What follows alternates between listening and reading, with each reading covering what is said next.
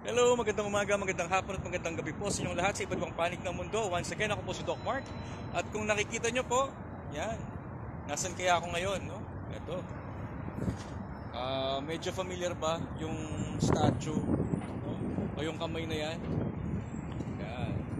Siyempre, if natatandaan nyo po, yung kamay na yan, yan po yung kamay dun sa dance moves ng Gangnam Style na pinasikat ni Psy way back in 2012.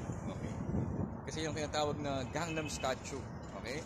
Sa mga hindi po nakakaalam, yung Gangnam po kasi lugar. Ito actually yung capital ng Seoul, no, dito sa Korea.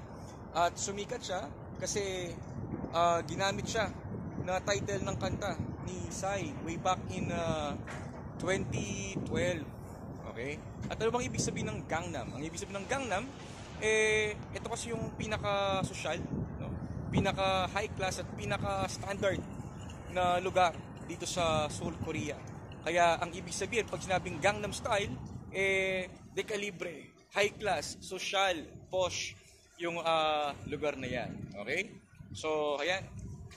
Ito po yung statue na ginawa, no?